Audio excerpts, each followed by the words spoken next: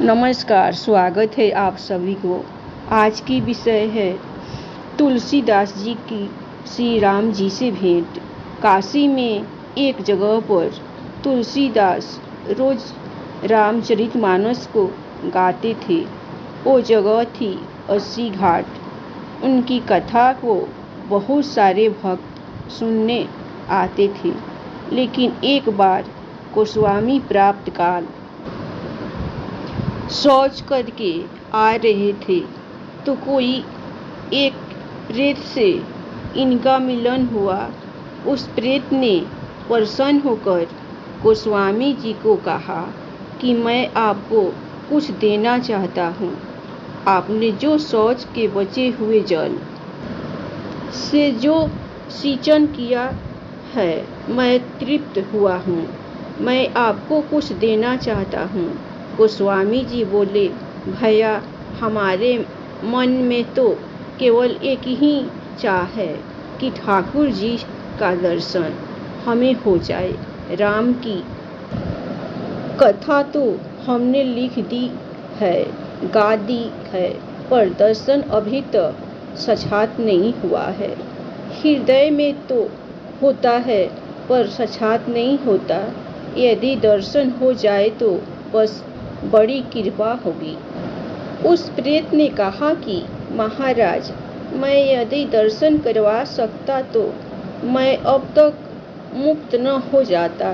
मैं खुद प्रेत योनि में पड़ा हुआ हूँ। अगर इतनी ताकत मुझ में होती कि मैं आपको दर्शन करवा देता तो मैं तो मुक्त हो गया होता अब तक। तुलसीदास जी बोले, फिर भैया, हमको कुछ नहीं चाहिए। तो उस प्रेत ने कहा, सुनिए महाराज, मैं आपको दर्शन तो नहीं करवा सकता, लेकिन दर्शन कैसे होंगे उसका रास्ता आपको बता सकता हूँ। तुलसीदास जी बोले कि बताइए। बोले, आप जहाँ पर कथा कहते हो बहुत सारे भक्त सुनने आते हैं। अब आपको तो मालूम नहीं, लेकिन मैं जानता हूँ। आपकी कथा में रोज हनुमान जी भी सुनने आते हैं। मुझे मालूम है हनुमान जी रोज आते हैं।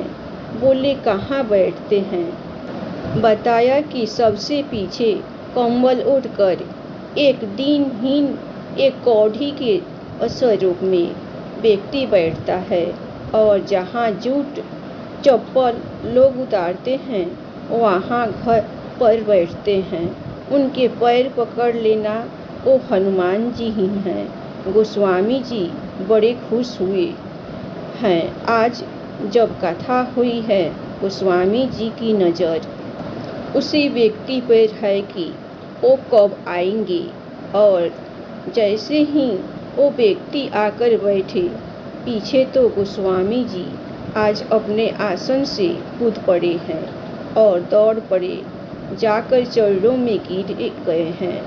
वो व्यक्ति बोला कि महाराज, आप व्यासपीठ पर हो और मेरे चरण पकड़ रहे हो। मैं एक दीनहीन कोढ़ी व्यक्ति हूँ। मुझे तो न कोई प्रणाम करता है और न कोई स्पर्श करता है। आप व्यासपीठ छोड़कर मुझे प्रणाम कर रहे हो। गोस्वामी जी बोले कि महाराज, आप सबसे छुप सकते हो, मुझसे नहीं छुप सकते हो। अब आपके चरण मैं तब तक नहीं छोड़ूंगा जब तक आप राम से नहीं मिलवाओगे। जो ऐसा कहा तो हनुमान जी अपने दिव्य स्वरूप में प्रकट हो गए। आज तुलसीदास जी ने कहा कि कृपा करके मुझे राम से मिलवा दो। अब और कोई अभिलाषा नहीं बची। राम जी का साक्षात्कार हो जाए। हनुमान जी, आप तो राम जी से मिलवा सकते हो। अगर आप नहीं मिलवाओगे तो कौन मिलवाएगा? हनुमान जी बोले कि आपको राम जी जरूर मिलेंगे और मैं मिलवाऊंगा, लेकिन उसके लिए आपको चित्रकूट चलना पड़ेगा। वहाँ आपको भगवान मिलेंगे। गोस्वामी जी चित्रकूट गए हैं। मंदाकिनी जी में स्नान किया, कामदगिरी की परिक्रमा लगाई, अब घूम रहे हैं। कहाँ मिलेंगे, कहाँ मिलेंगे। सामने से घोड़े पर सवार होकर तो सुकुमार राजकुमार आए, एक गौर वर्ण और एक श्याम वर्ण, और गोस्वामी जी इधर से निकल रहे हैं। उन्होंने पूछा कि हमको रास्ता बता दो, हम भटक रहे हैं। गोस्वामी जी ने रास्ता बताया कि बेटा इधर से निकल जाओ, और वो निकल गए। अब गोस्वामी जी पागलों की तरह खोजते हुए घूम रहे हैं, कब मिलेंगे, कब मिलेंगे। हनुमान जी प्रकट हुए और बोले कि मिले। गोस्वामी जी बोले कहाँ मिले। हनुमान जी ने सिर पकड़ लिया और बोले अरे अभी मिले तो थे, जो घोड़े पर सवार राजकुमार थे वही तो थे। आपसे ही तो रास्ता पूछा और कहते हो मिले नहीं। चुप गए।